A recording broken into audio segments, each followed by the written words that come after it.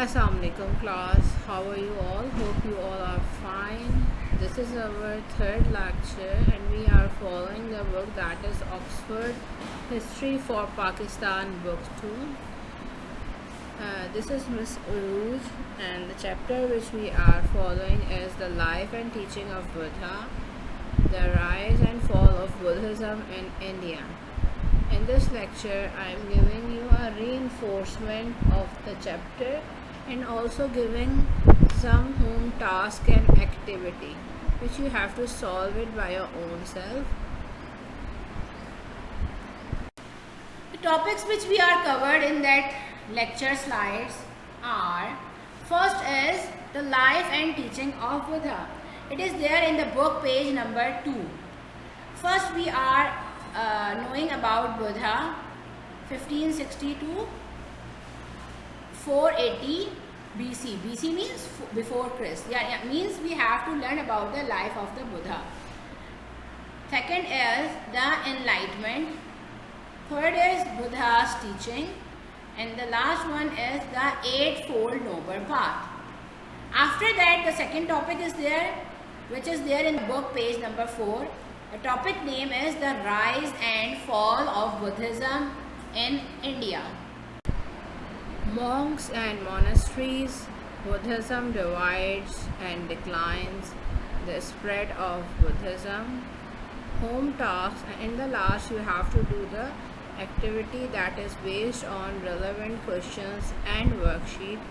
You have to do and solve the relevant question in your notebooks and the worksheet in the worksheet pad.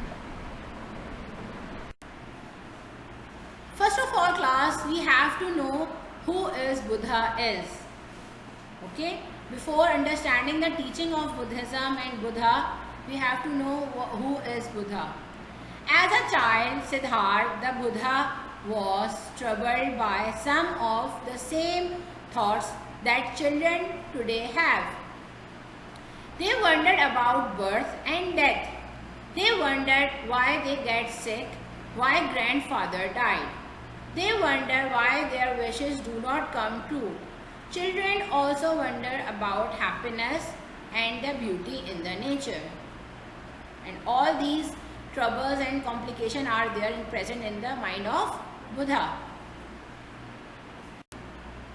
Because the Buddha knew what was in the heart of children and humankind, he taught everyone how to live a happy and peaceful life. Buddhism is not learning about strange beliefs from faraway lands. It is about looking and thinking about your own life.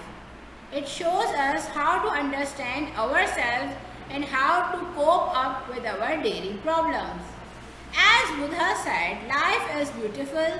One day, 1 hour and 1 minute will not come again in your entire life.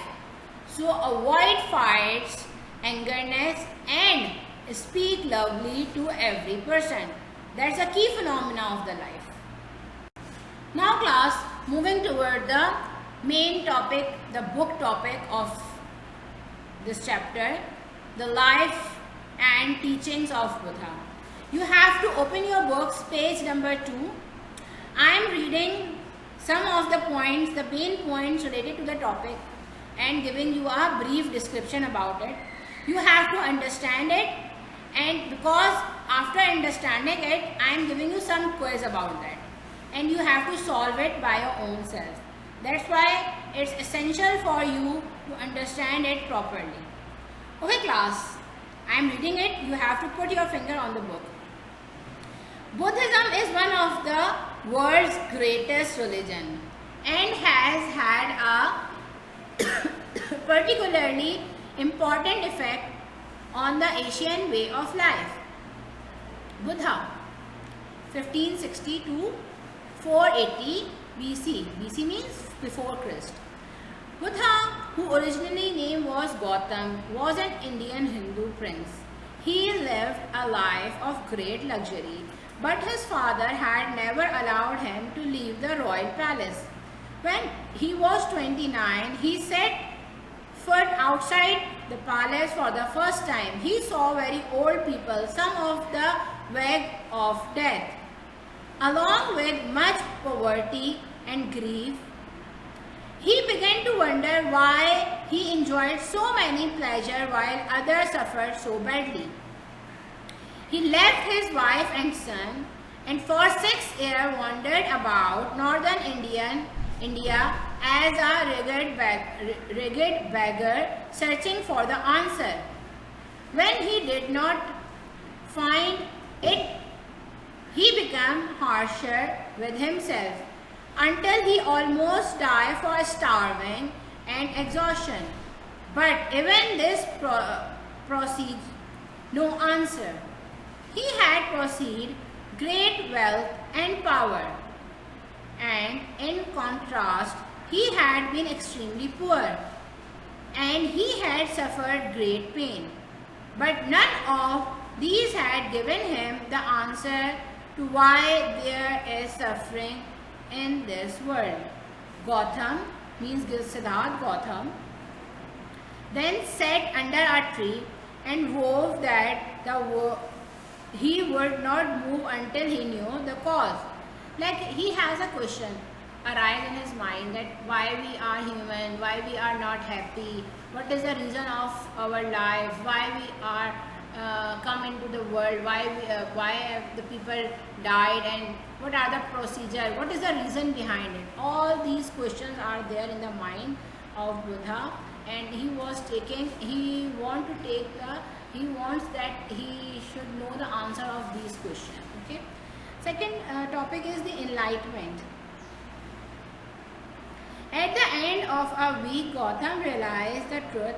People suffered because they kept wanting things like money, power and goods. Like in a short, if I am saying that people are not satisfied because people want money and it's endless. People want power and it's endless. People things, it's endless. Like if I'm getting a small thing, I need more and more and more. That give us curiosity, and it is also good for us for the progress. But in the last, we are not satisfied. If we are not satisfied, so there is no reason behind it. Okay.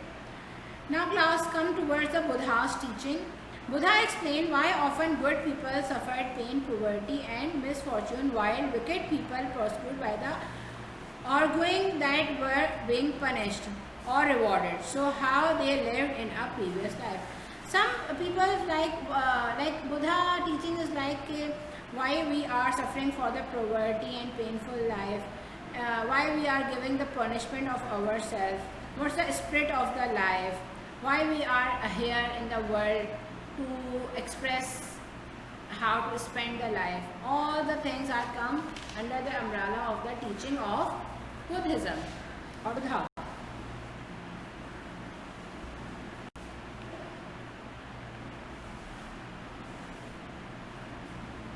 Okay class, the next topic is the eightfold noble path. Means there is 8 ways which is giving us a path to make ourselves satisfied and happy. These main paths are right action, second is right speech, third is right behavior, right thought, right efforts, right understanding, right meditation and right mind. Okay, we have to do the action rightly and positively. If we are saying something, so our speech should be right, our behavior, our gesture should be right, our thoughts, our thinking should be right, our effort should be right, our understanding between the people should be in a good way. We have to meditate. If somebody needs our help, we have to meditate him or her in a right way, and we have a right mindset. If all the things are there in our mind, so we can be on the right path and we can solve many of the problems. And also this path gives us a power to decide anything for a decision.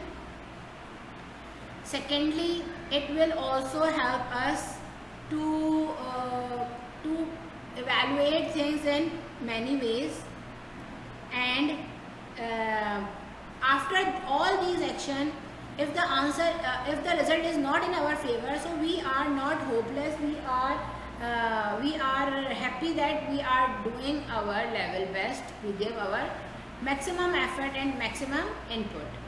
So it is a main way to satisfy ourselves. Now class comes to the next topic, the rise and fall of Buddhism in India. That is on the book page number 4. Buddhism begins in northeast India and spread very slowly until Ashoka. Ashoka is a person who is, you can say, he was a founder of the Buddhism in the India. Okay, Ashoka, 269 till 232 BC, before Christ, become ruler of the Maurya Empire. The Maurya spread the Buddhist faith, and their empire covered most of the Buddhist faith, and their empire covered most of the subcontinent. It was traditional for Indian kings, whatever religion they believed in themselves, to allow their people to worship as they pleased.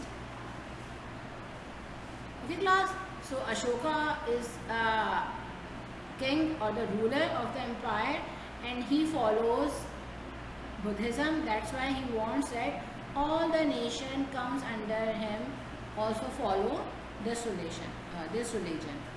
The next topic is monks and monasteries.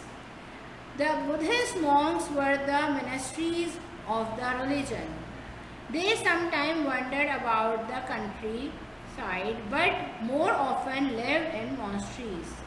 Means they are live in a form of tribes or form of groups of people.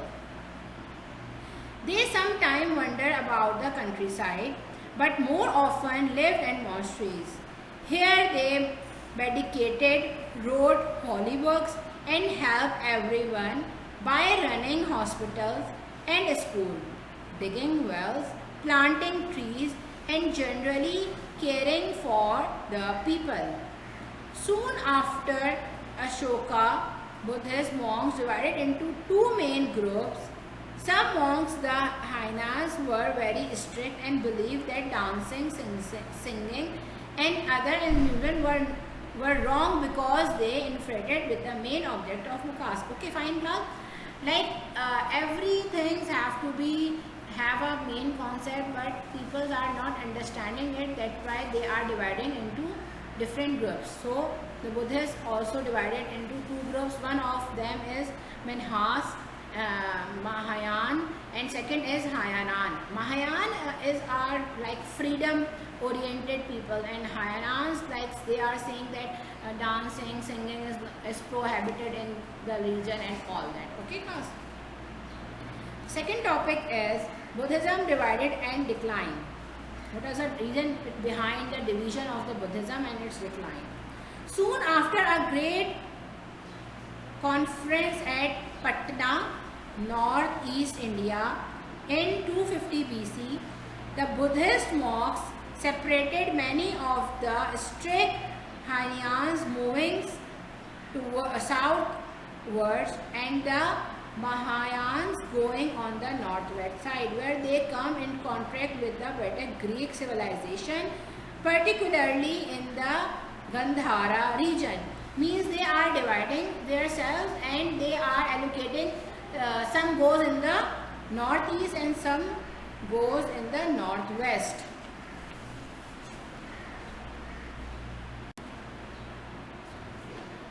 The next topic is the spread of Buddhism.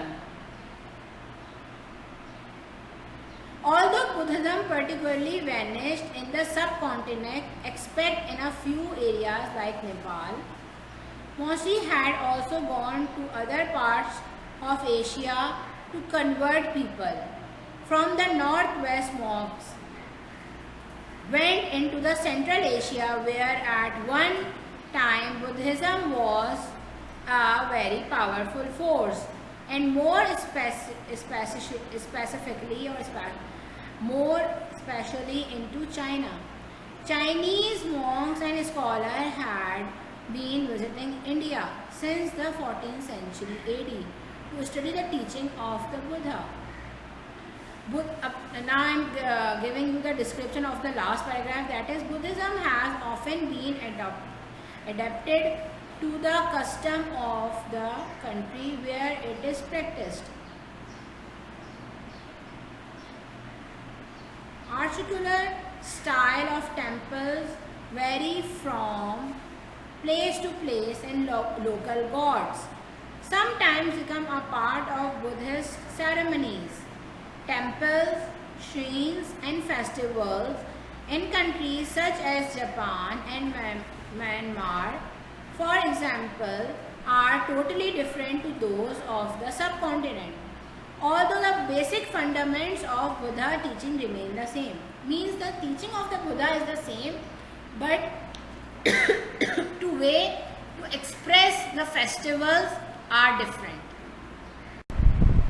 For the home task, you have to read the chapter again. That is your reinforcement. You have to read the chapter, the life and teaching of Buddha and the rise and fall of Buddhism in India completely. It will help you in understanding of the lesson and its topics. It also helps you in finding out the answer of the question asked in activity. Review the background of history and the importance by the help of these attached link that is found on YouTube.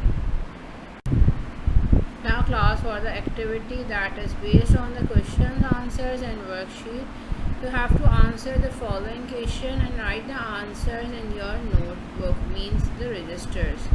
First question is, what is the Eightfold Noble Path? You just have to write the name of these Eightfold Noble Path. Second question is, how did the Eightfold Path has a direct impact on people's behavior and everyday lives? You have to answer this question in your own words with the help of the book. The question number third is, what were the reason of decline of Buddhism in the India? Fourth question is, why did Buddhism almost disappear in the subcontinent in the 13th century AD? Who continued the Buddhist tradition? You have to answer these questions in your notebook with the help of the book, internet and whatever you want to need the guidance. And after that class, for the worksheet, there is a worksheet in your worksheet pad, that is page number 74 and 75. You have to solve the activities and then also you have to fill the blanks with the right answer. Hope you understand it. Take care of yourself.